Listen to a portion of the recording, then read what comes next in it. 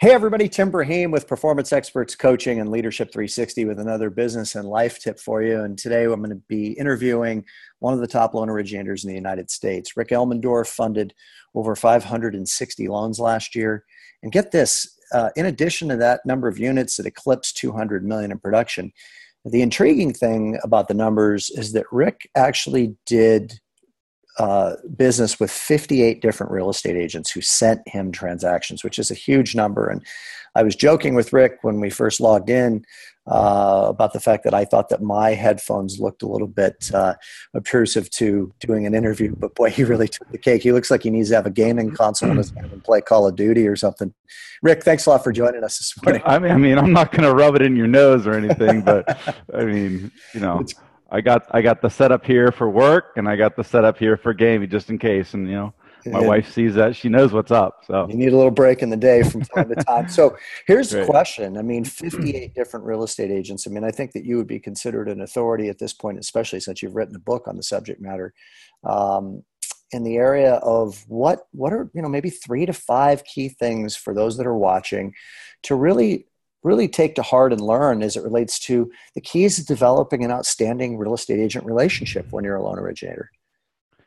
I think part of the book, and I go into this, I think the first thing for any originator to kind of realize is to identify that the current system is broken. In my opinion, that loan officers and realtors have always had this kind of weird relationship. There's always been some good relationships, but there's been some kind of where the loan officer has really sat at the bottom of the sales funnel. The real estate agent does all the work, pays all the money, calls all the people, and then they get to the point where they feel that they're qualified, the buyer, and then they give them to the loan officer. So I think that inherently is part of the problem in the system. So I think identifying that is, the number one thing, because the reality is the key is working together. How can then I, as a loan originator, not be that passive participant at the bottom of the sales funnel doing really nothing, and inject myself to aid the real estate agent at the conversion stage. They say that of the realtors that work with buyers, 90% of them are just looking. So moving ourselves up to the top of that sales funnel and helping us with that conversion aspect is really the number one thing. So identifying that piece of it.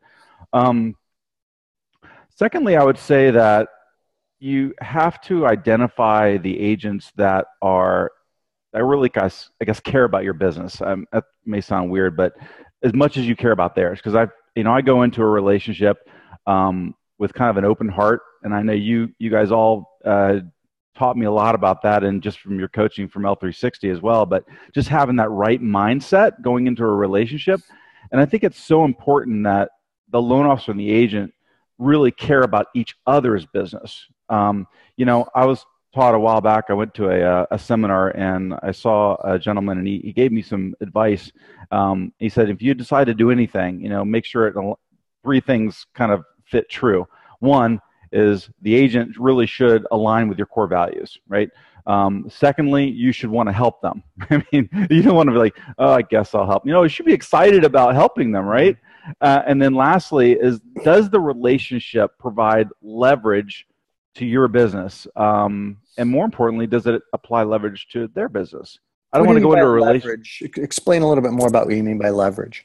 I mean, leverage, meaning that can I help their business, and can they help mine? Do our markets fit? Do our clientele fit? I mean, for me, I do a lot of VA business, so I'm looking for people that really kind of fit that and have that heart, that for veterans and things like that. So I think that's a really important aspect. I will tell you though, probably the third, if you wanted 3, the most important aspect of it is really having a strategy for not only cultivating the right relationships, but maintaining them. Because, in my 23 years now, sometimes it's easy to cultivate, to have the great meeting, but then, good intentions by the wayside, they just kind of dwindle, and then you end up with these relationships you really don't want. So I kind of adhere to this 3-pronged approach. I call it delete, delegate, and double down. And deleting is kind of simple, right? You identify the relationships that you want to work with, and you take the ones that are probably causing you some problems, maybe a little bit high maintenance, low profit, and get rid of them. I mean, I don't want to say that cruelly, and I work with 58 agents, so there's some low profit people in there, but they're also low maintenance. So I think it's important to have that aspect. So deleting the people, this goes for life and business too, right? Second thing would be delegate. You can't grow your business nor your agent base without properly delegating and having a team or system.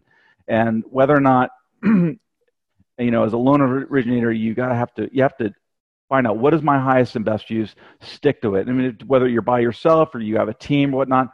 Myself, for my team, since I have a team, I'm about business development, finding the right agents, the right model matches, maybe looking at agents that I can go deeper with, and then delegating some of these agents to people on my team. But it's really simple. You can't do everything, so you have to delegate. And then lastly is doubling down. We all find ourselves trapped in doing things that are easy but don't really have impact to our business. So one of the things you guys do in L360, which I've again pushed into my business, the concept of a massively impact goal, right? What's going to make maximum impact to my business? And those agents that are that, double down on them. And the best way to do that, I found a few ways. One, how do you become a sales assistant of that real estate agent? Remember I talked about getting to the top of the funnel, right? Well, they spend 8 hours with a client a day. We spend 30 minutes. So we have a lot more time. It's not like they suck at converting. It's just we have more time and we're just different on the sales side. They'll tell us more. Buyers will tell us more. So be that salesperson. The funny thing is the borrower's timeline is about 6 to 9 months, maybe 12 months to be realistic. The average patience level of a real estate agent is about 2 to 4 weeks, and nobody will argue that. So being that sales assistant is so huge. Also, I mean, I've gotten into lead generation for my agents, events, Facebook ads. I mean, I've generated tons of Facebook business for my real estate agents. Again, I'm doing it for myself under my own account. I've partnered with this agent to handle like a certain subset of business, like rent versus own, things like that. Lead gen. And then lastly is the coaching aspect, which if you wanted to ask about that, that's kind of really the deepest thing that I do. Well, first of all, give them the name of your book, because those that are watching are going to want to go buy your book. Can we have that name, please, real quick? Yeah, it's called The Loan Officer Revolution. Loan Officer Revolution. You can buy it on Amazon. Okay, so just to pull a needle out of the haystack here to synthesize before I ask you the second question. What I'm really hearing Rick say, folks, and this is really important, is how can you be of help and how can you be of value to your real estate agent partners? How can you be actually a partner? Not somebody who's leeching off of them, but somebody who's actually additive. Like they can't afford to not work with you. Mm-hmm. And I know by having worked with Rick for a couple of years now that one of the key ways that he does that is that he shows them with irrefutable data that when they get the lead to him early, that he's going to help them make more money, because he knows how to convert people, he knows how to educate people, and he's going to create the proper educational motivation for the client to move forward with buying a home, which most loan originators are woeful at. So grab the book, Loan Officer Revolution. Rick, one other quick question. We'll make it a brief answer, please, because we're running a little over on time here. You've been in the L360 family now for a couple of years. And the question's somewhat two parts. Number one is, what value have you received? And what would you say to somebody who's considering applying to be an L360? L360, it's really, I have a loss for words for it. It's probably one of the most impactful things I've ever done for my life and business. The initial retreat down to Costa Rica and all the things you're able to do there and learn there. I've taken a lot of what just the concepts and really just had it massively affect my business. I mean, just the way I deal with agents, the way I coach agents, of just all the techniques and stuff that you all do there is really just made me a much better loan officer and helped me really kind of get in control of my life. What I would say to somebody who's considering joining, I mean, you have to do it. You have to do it. I don't know how else to sugarcoat it. just freaking do it. If you don't do it, you won't know what you're missing. But if you do it, you'll be able to sit in my chair one day and go, yep, okay, that's why I did it. And there is no real, you can't even really put a price tag on it. Thanks, I have to say. I'm glad that you feel that way. And to all of you watching, thanks for taking the time out of your day to watch this video. And hopefully you got some great value. And next week we'll be back with another guest in the Coach's Corner. Have a great week, everyone.